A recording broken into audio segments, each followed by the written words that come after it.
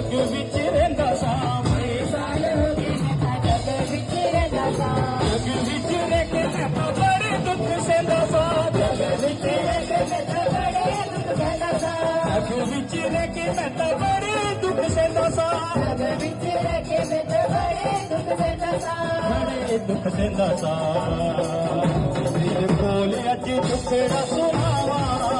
दिल बोले अज दुखड़ा सुनावा